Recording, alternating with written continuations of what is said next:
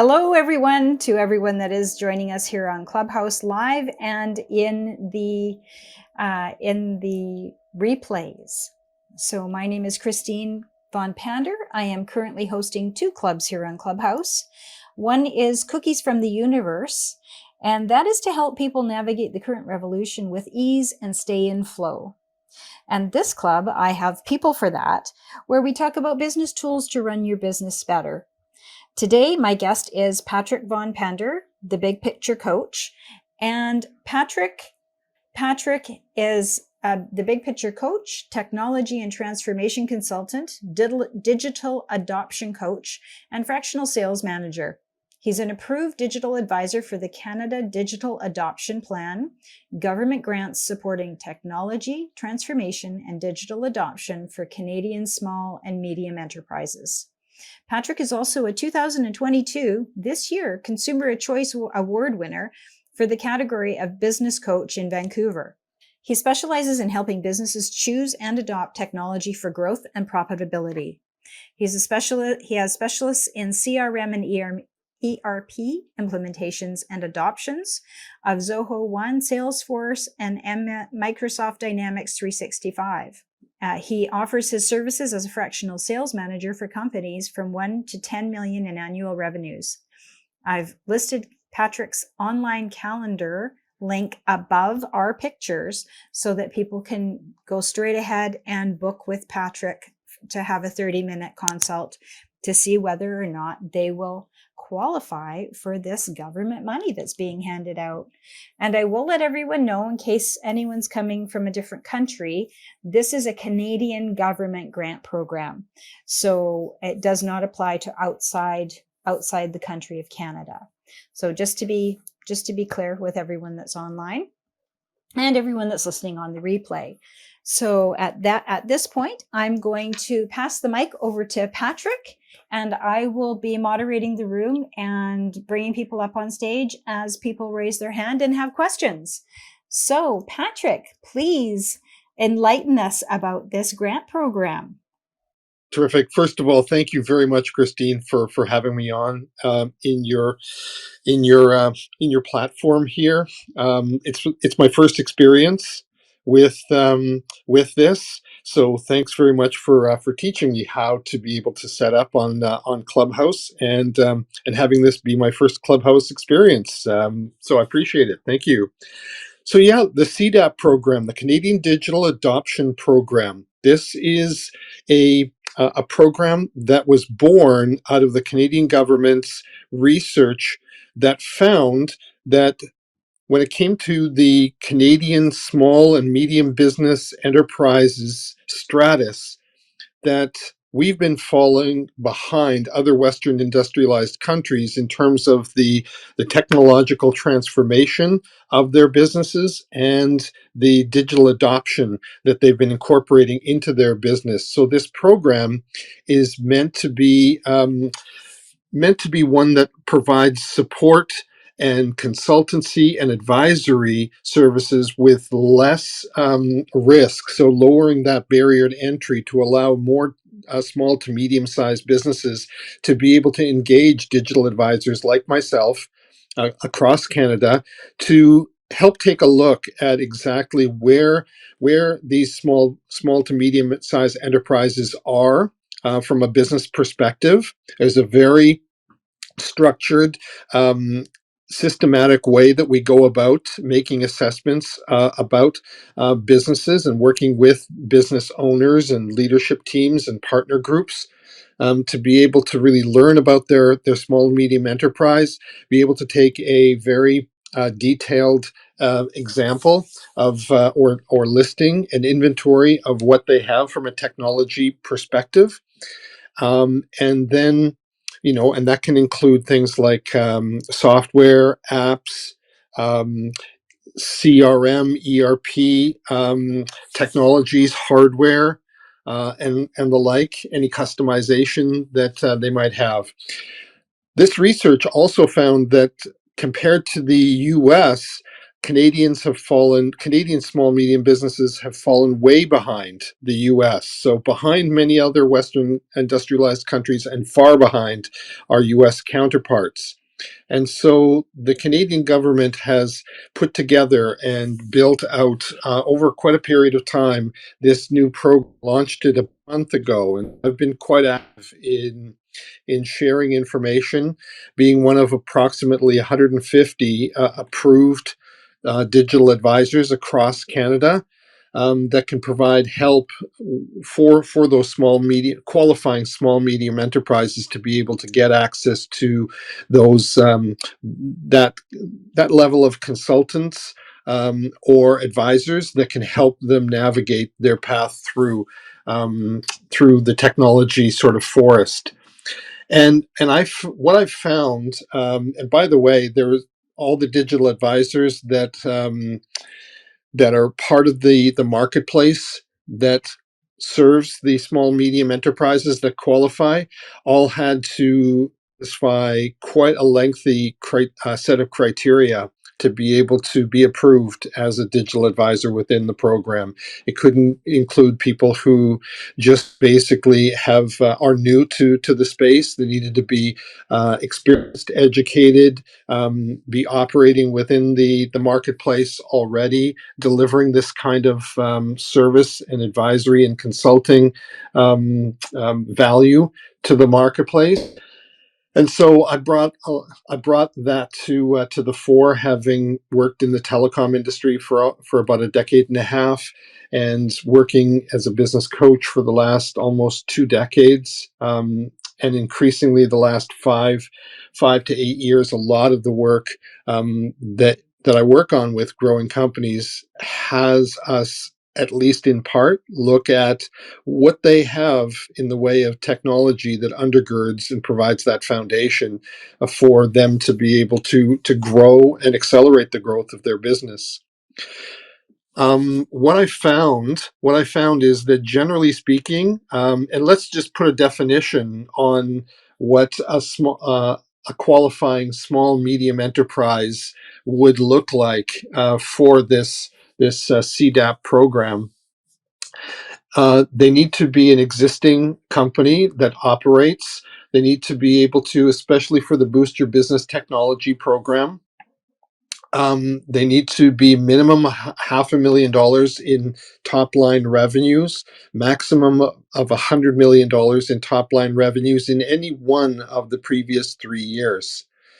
Now, this program is going to run for 3 to 4 years. And so for those small businesses that maybe don't qualify for that initial threshold, they will be, they can earn their way to that. And I already have three friends that own companies that don't quite qualify yet, but 2 of the 3 look like they'll be able to achieve the $500,000 threshold by the end of 2022. And so that'll put them in a really good position to be able to apply in 2023 for this program once they have filed their taxes.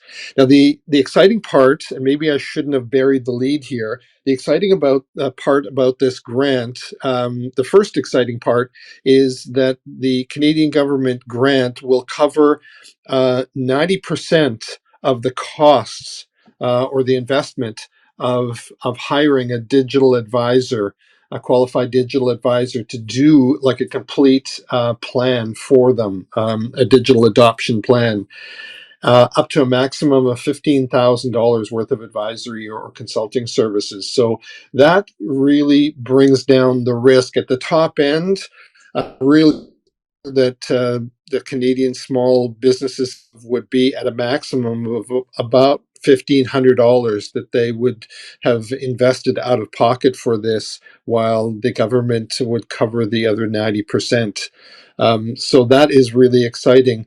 That's one piece of it. But even beyond that, once you have a digital advisor that has produced a digital action plan for you, you can then leverage that in one of 2 ways. You can approach BDC for a potentially multi-year interest-free business loan of up to $100,000 to help you finance the implementation and execution of the digital adoption plan. So let's say, for Wow, instance, that's huge. yes. And there's a number of ways that that can be deployed. And so, if the digital adoption plan, just for instance, just to give you a few examples, by no means is limited to this, but if it calls for, let's say, a high grading of hardware, let's say it calls for more or better quality computers at the office, at the company's or businesses' offices, it can allow for that investment. If it calls for software to be implemented or apps to be developed, it can be that loan, that BDC loan, can be applied directly towards the buying of that software or the subscription to a SaaS, like a software as a service subscription service. Or if it if the digital adoption plan calls for, let's say, customization of software or an app or a SaaS service, a configuration or customization of that loan money can be deployed towards the implementation and execution of that customization. So that's an exciting piece. But wait, there's more.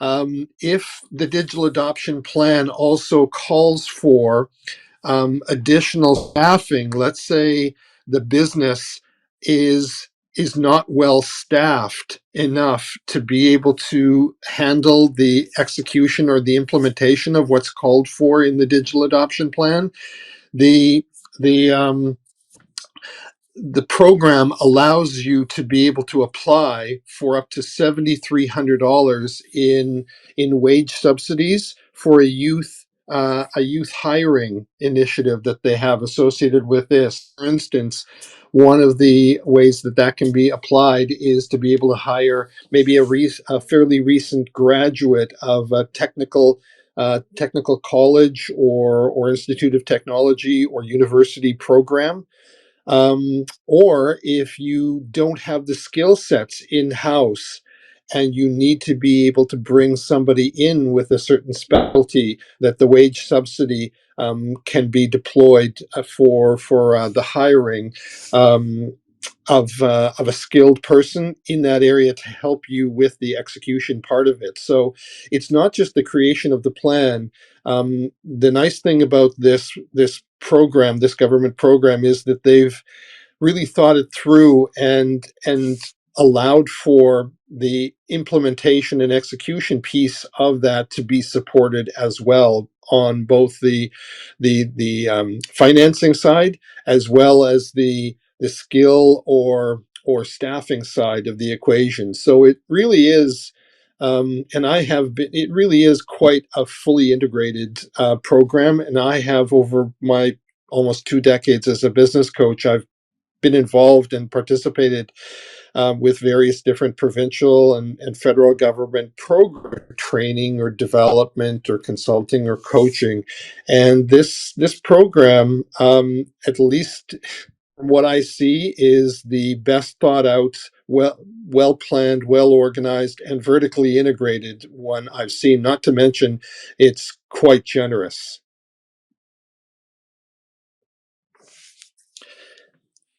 So I just want to take a little bit of a breath here for a second to see if there's any questions so far that have come up. But if not, then I can go on and give some examples of what I'm finding in my first month in presenting this to businesses and informing them about this.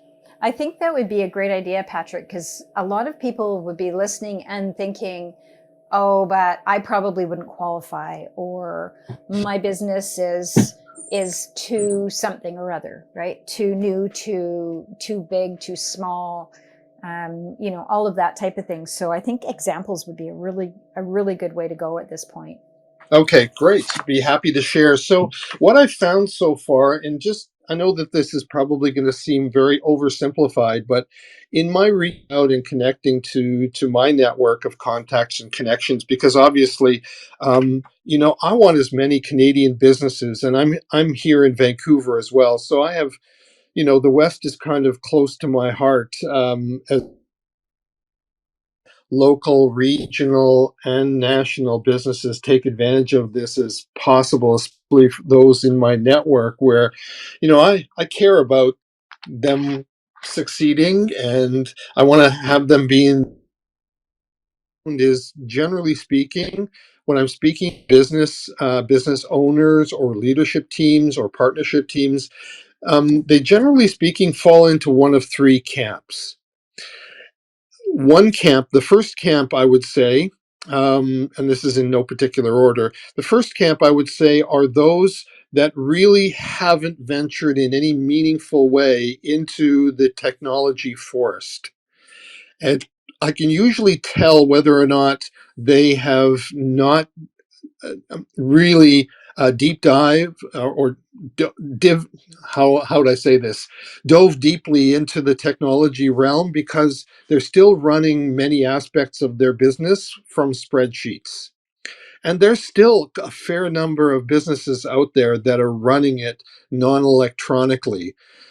Certainly, there's certain sectors that are more inclined towards that than others. I've certainly found no shortage of, let's say, building or construction or trades related companies, and even some maybe small, medium size manufacturing operations that still fall into that category. There's still a fair number of businesses that run the various different aspects of their business from spreadsheets, and so that really affords lots of opportunity to be able to digitize that and organize that into a technological base.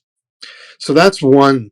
The second area that I found that I run into quite a lot are those small medium businesses that have ventured into the technology space, but not really looked at it from a holistic perspective. And so I know I've come across the type of business that sort of falls into this category when they have maybe a kind of disparate collection of various different pieces of hardware, software, apps that they use. They might have, just to throw out a few names, they might have something like a HubSpot for their CRM. They might have something like a MailChimp for their email marketing. They might have something like SurveyMonkey for their marketing research work. They might have something like Google Suite or Microsoft Office for their office tools, like their word processor, their spreadsheet program, their slide deck program. They might have one of mail handling programs, email handling programs. They might have something like a DocuSign for document, like electronic document signing and transactioning. They might have something like Slack for internal team communications. They might have something like LastPass for password security. Have a Dropbox or OneDrive for their, electronic documents. They might have Zoom or Teams or something like that for their online meetings. They might have QuickBooks for the bookkeeping. I mean, I could go on and on. A lot of these different disparate apps that all sort of handle a certain limited amount of feature functionality, but they're not really designed to work a lot together with one another. And so they find it to be, as their business grows, to be increasingly inefficient from one aspect, because they're all separate logins. Many of them have separate databases that you need to populate or upload into, if you know how to be able to do that. And what you're really missing out is not only the productivity and efficiency that you could benefit from When you replace those types of disparate kind of collections of softwares or apps or feature functionalities with a singular platform, but you also miss out on pulling out information and data that you could have from one that could translate easily into another. I mean, it's very helpful to be able to have information pulled from various different aspects of your business, because they, generally speaking, interrelate with one another. You know, the marketing research work that you do has a direct impact on the results that you're likely to have in your marketing, that really drives lead generation. And the information that you garner from that is going to have a real impact on how that flows into the CRM, and how you actually, put it to your sales force to convert those leads into actual business. And then having information and data from that to be able to flow into, the production and operations piece, which is all about product and service delivery and all of the component pieces that go into supporting the operational delivery of your product or service. It's good to have information around that. And if in the operations you're very much a product oriented company, and I know that you're deeply into supply chain, it's important to be able to know how to manage your inventory, how to be able to manage your supply chain, be able to manage all of that from a resource and customer satisfaction level, to be able to pull information together about how well and efficiently your team is communicating in support of operationally delivering your products or your services. If you're very service oriented company, and even if you're not a service oriented company, your product and or service oriented company, the information that you might want to draw on for HR and all of the people oriented aspects of this is super important, because you want your people to be adding as much value as you possibly can. And then, of course, all of that has impacts on the back end of your system and your business processes, which is all of the bookkeeping and accounting and payroll and banking and finance aspects that ultimately, determine what your profitability levels are. So you really miss out on a lot of the information drawing aspects of having maybe a more unified platform that gives you the kind of information that at the end of the day, as a business owner or leader, will give you better information faster, so that you can make better decisions faster. And the more you can make better decisions faster, the more likely you're not only going to grow faster, but you're going to grow profitably faster. And so that's the sort of second camp that I find uh, um, is really important to be able to draw on. And so that's camp number 2. And then the camp number 3 is really the kind of cohort or business where, when I go in and I have conversations with them about their technology or their business, they're already dialed in. They already have it together, and they already have the expertise, the technology, and the in-house team that knows how to work with it, that make the most of it. And for the most part, I find that in Canada and in North America, the sort of larger businesses, the larger corporations, they've had the benefit of this for at least a decade or two. And there are some small to medium sized enterprises that fall into this category as well. And they've got it dialed in, and they don't need someone like me to help them with this. And they don't need necessarily something like this digital adoption program, unless there's a very specific area that they want to strengthen. And just to give you an example of what that might look like, there's been a real shift towards focusing on cybersecurity. being able to secure your business and the various different tools and systems and processes that you use from vulnerabilities and attacks. And so cybersecurity is one of 9 different areas that the digital adoption program can help to address and have you benefit from strengthening in your small business.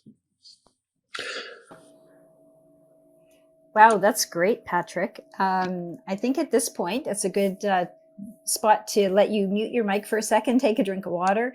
And what I'm going to do is let everyone that's listening live and that's listening on the replay direct everyone's attention to the link that I've added at the top of the room here. And it says CDAP Government Grant Program Presentation. And what it is actually is Patrick's Calendly link to book a 30-minute call with him.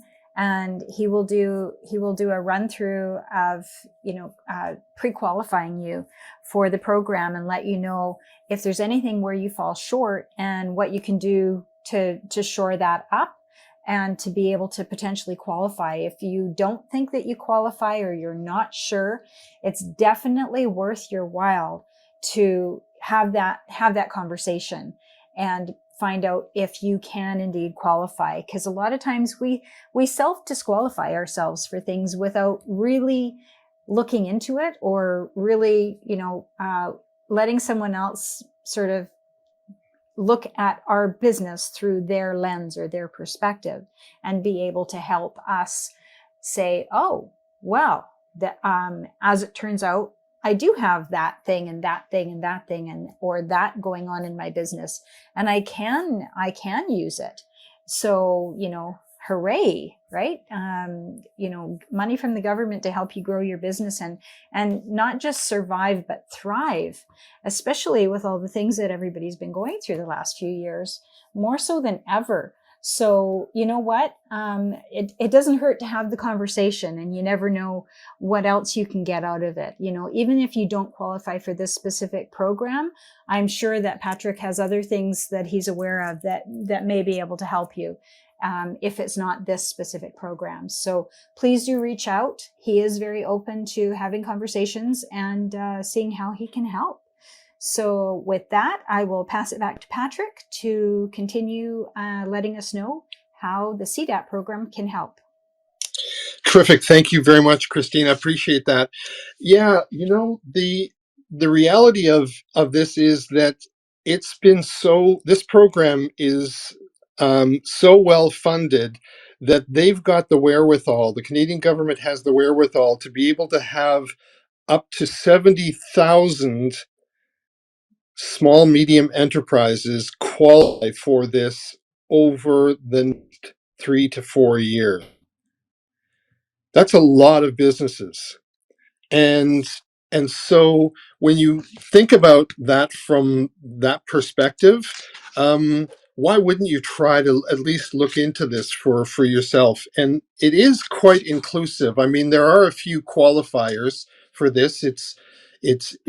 They're not going to allow for not-for-profit organizations to participate. This is designed to be for-profit companies. Well, I'm It sure that is they have other programs available for not-for-profits. I mean, exactly. This is okay, definitely yeah. it is definitely geared towards Canadian controlled for-profit Canadian small to medium-sized enterprises. Like I said, the threshold for top-line revenues is anywhere from $500,000 to $100 million in top-line revenues in any one of the past 3 calendar years.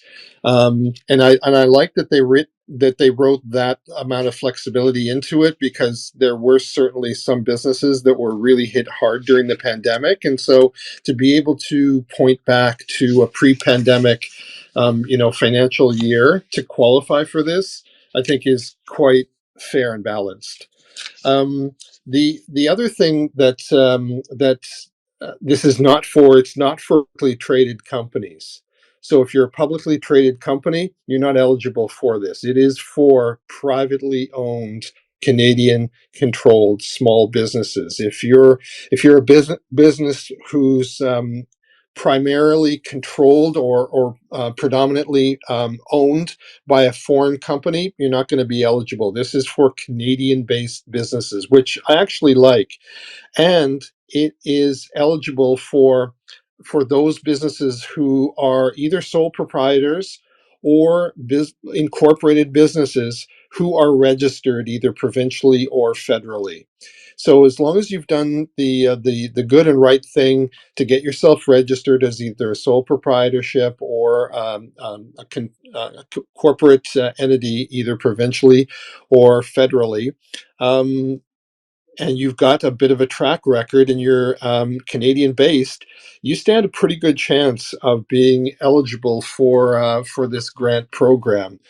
And there's a lot of aspects that this can be deployed for, and so if you're planning, if you've got a business or you know of a business or business person that this would be ideally suited for, I would be happy to be able to take you through. Like Christine said, I've got a Calendly link that gives you access to my online calendar, and there's a choice there that allows you to be able to book a 30-minute a Zoom presentation with me, where I take you through a slide deck that was created by the program.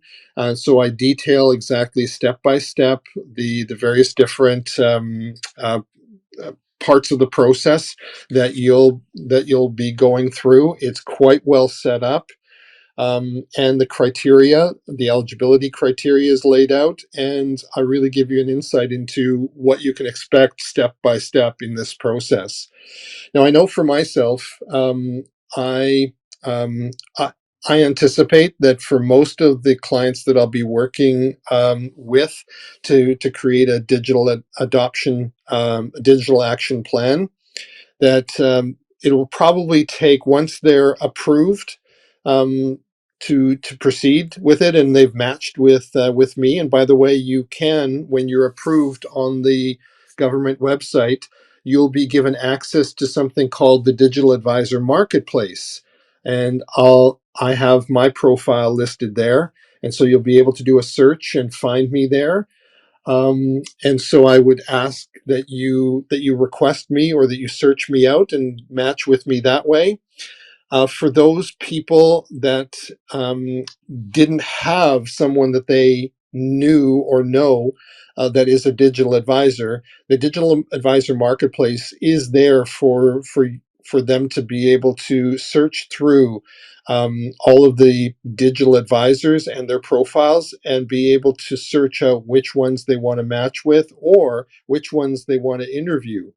And I've already been interviewed by I'm based here in Vancouver, but it just goes to show you how this program is set up nationally. I've already had three businesses out of Ontario, two from Toronto, one from Mississauga, already reach out to me and interviewed me, and I had one from Alberta that reached out to me as well. And so those are overwhelmingly, most of those look like they're going to be choosing me. And so the process works from that perspective and allows you to match with somebody that that is going to be proficient and experienced in the areas that you want to be able to have help with.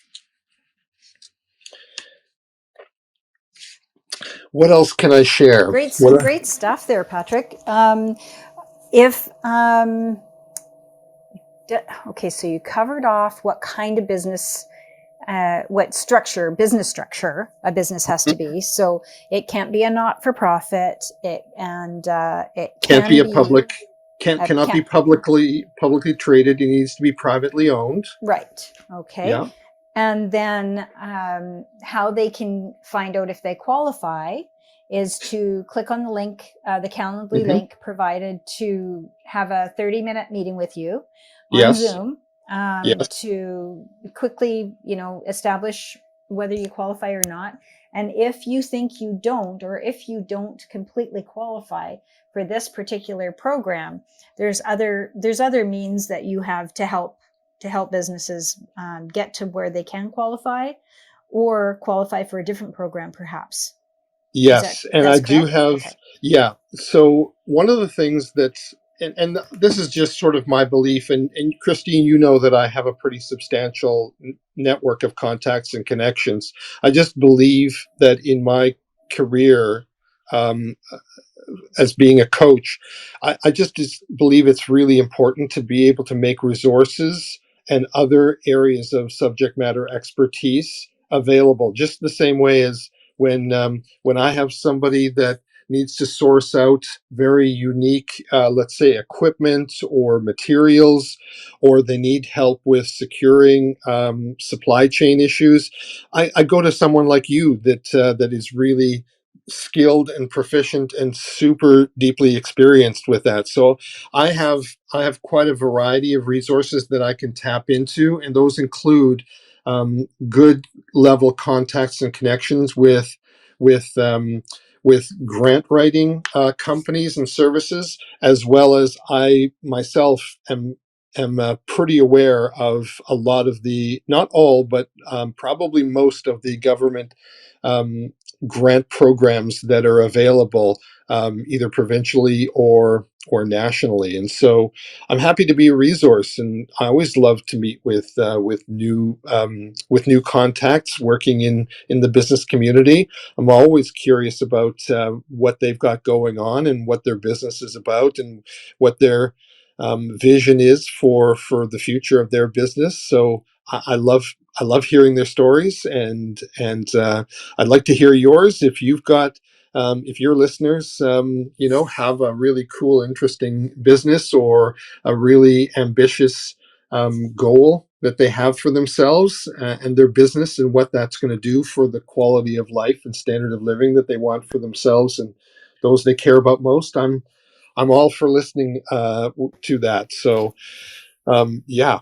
So the other thing that is on your profile that a lot of people might be considering or thinking that it's out of reach for them as a business is the fact that you hire yourself out as a fractional sales manager. So if they're a business that has got a sales team, for example, and they're, in nowadays, we've got, whole new people coming on board in companies. Uh, how can you help a company who is, say, they had five people on their sales team over the course of COVID? They lost three of them. Now they've been able to scramble and hire three more people, but it's not kind of gelling as a cohesive team. How is that you can come in and help with that? Terrific. Thank you for asking. First of all, let me just underline a few things that I believe when it comes to the role of sales in an organization. It is one that is really near and dear to my heart. Um, some of the beliefs I hold really dear are that I don't believe that very much happens in this world until somebody buys something. And I know that most people don't like to be sold, and yet most people do love to buy. And so my belief and my orientation is so much centered around not becoming a really strong salesperson, but rather a very strong facilitator of other people's buying process. And so, um, I come to this honestly and deeply. Prior to being a coach, I had over 15 years of business to business corporate sales experience, most of it in the telecommunications area, but I also had 4 years in the consumer packaged goods arena. So I'm aware of that business to business sales dynamic across, a variety of industries. And since being a coach almost for 2 decades now, a healthy amount of my work, not an insignificant amount of my work, has been working with the training and development of sales teams. And so I would go in working with sales teams. And one of the things that I noticed is not only is there a real need for proper sales trainings to really transition salespeople into becoming sales professionals. That is to say, leveling them up. with the understanding that become those masterful facilitators, those sales professionals. Notice that there's almost no one out there really teaching or training or coaching people on how to be a good sales manager. And what I found to be the case is so many companies, for those companies that are large enough even to afford to have a sales manager, many of them promote one of their top salespeople to be the sales manager, and the company most often loses twice. They lose one of their top salespeople, and they usually get a mediocre sales manager, or maybe even a poor one, because they try to have everyone emulate what they did to be a successful salesperson. It's just not going to be a fit for most people. And so, to your point, for those companies that are not large enough to really be even afford a full-time sales manager to lead their sales team, and most often those company sizes, I've found from experience, will be like 1 to 10 million in top line revenues. They generally speaking can't afford to have a full-time sales manager, and yet the owner or the partner group or the leadership team, they really do need somebody with the experience and the skill set and the expertise to be able to lead and guide the sales team, but do it at an affordable rate. And so as a fractional sales manager, I can come in on a basis of half a day or full day a week and be able to look after managing the sales team. And the sales team might be as small as 2 or 3 people. It might be as large as, let's say, 5, 6, 7, 8 salespeople. I find that generally speaking, from a math perspective, unless you've got about 10 or a dozen or more salespeople, financially, it can be a really big stretch to afford a full-time sales manager who's responsible for the training, development, leadership of a sales team that makes enough of a or delivers enough of a result that more than pays for the investment in having a sales manager. So that fractional sales manager role just helps small to medium sized enterprises be able to have access to a quality sales manager that can look after that role on a part-time basis. Wow, that is super helpful. Um, not having to be, excuse the term, but stuck with somebody full-time permanent to get people trained up and ready to go, and doing the right things the right ways so that they're not turning people off from the business Mm-hmm. when they come in thinking sales is sales, and Mm-hmm. sales is transactional, and it's only one transaction, right? Yeah. I know that sometimes sales and finance sometimes go to loggerheads, because finance seems to think that, you just go make a sale. But things that are high dollar value items, or, turn out to be really long lead times, and you have to nurture the client. You have to form a relationship. You have to do all of that stuff. It's not as simple as, picking up the phone and dialing for dollars and saying, hey, buy my widget, right? Mm-hmm. There's Yeah, definitely a lot more to it than that. you hit it on the spot. I share of debates when it comes to marketing and sales on one side, and finance and accounting on the other. Finance and accounting, by their very nature, are very transactional and purely numbers oriented, roles and responsibilities, whereas marketing and sales is not so transactional, it's relational.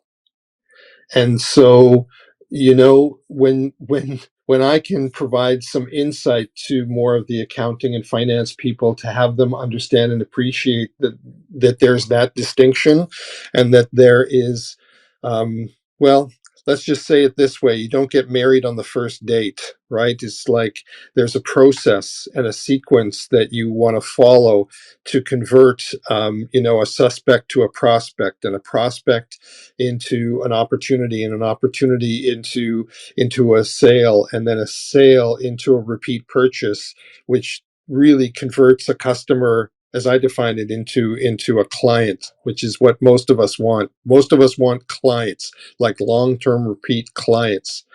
And so there's that. But yeah, to my earlier point, and just to build on what you just shared, there's a lot of businesses out there where they're in that transitionary period where the owner or the partners just don't have either the skill set or the capacity to invest the time and effort into the sales team members, and work with them in a way that really brings out each salesperson's or sales professional's best, and so they can have somebody come in and work with them on this. And my favorite situation is one where I actually, from a fractional sales management perspective, actually put myself out of work. That's my favorite, where I can come into a company that couldn't afford a full-time sales manager and work with their team over a period of time to the point where they're doing so well that they're adding salespeople, and they get to a point where they can afford a full-time sales manager. And ideally, I would help that company choose which of the sales team would actually make a great sales manager and really deliver the kind of results and performance that the leadership or the owners would really want. And it's not always the ones that you'd think. And so that is my ideal situation, where I help the company's sales grow to the extent where they can have somebody that handles it in house. That to me is like the definition of a success story for that kind of offering, for that kind of service. Nice. That sounds and feels good, for a business to be able to get that level of support and then be able to fly on their own once they've got their people all flying in formation, right? Yeah. Um, the other thing I wanted to talk to you about is you got a Consumer's Choice Award this year.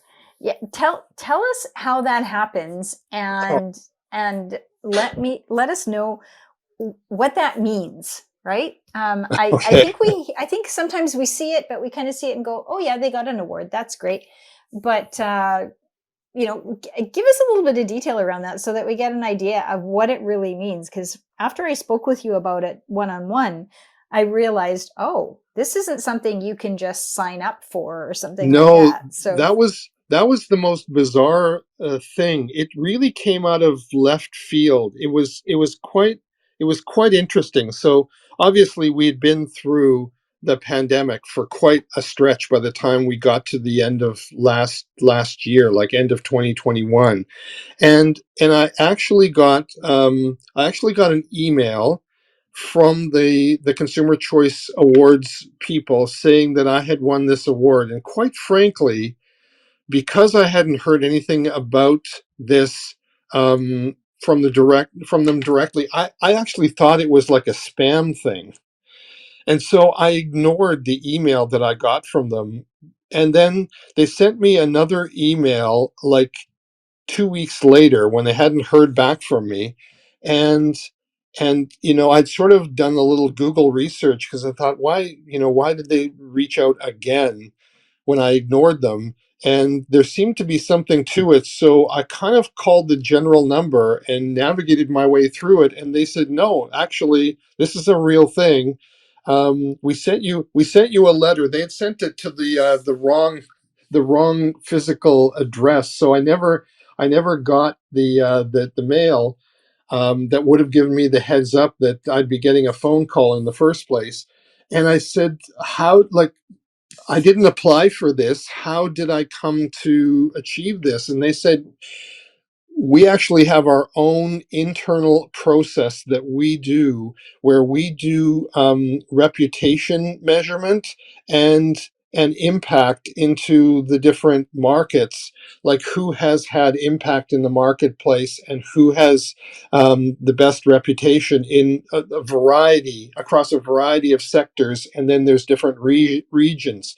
And so when they looked at Vancouver and the category of business coach, apparently I had a very solid reputation and a following, and from the internal proprietary um, measures that they use to evaluate this, which is proprietary, and they don't really share a lot of detail with me. They just let me know that they have a very structured process. They make their choice, and then they reach out and deliver those awards. So it was quite unexpected, because most of the awards that I have most of the awards that I've heard, businesses get, they either apply for them or they're nominated by someone else for those awards. And to my knowledge, neither one of those things had happened. I certainly know for sure that I didn't apply for it, and I wasn't aware of anybody nominating me for this. So it came as a real surprise, but it was super flattering, and I kind of jokingly call it my overnight success story, a decade and a half in the making. That's fantastic.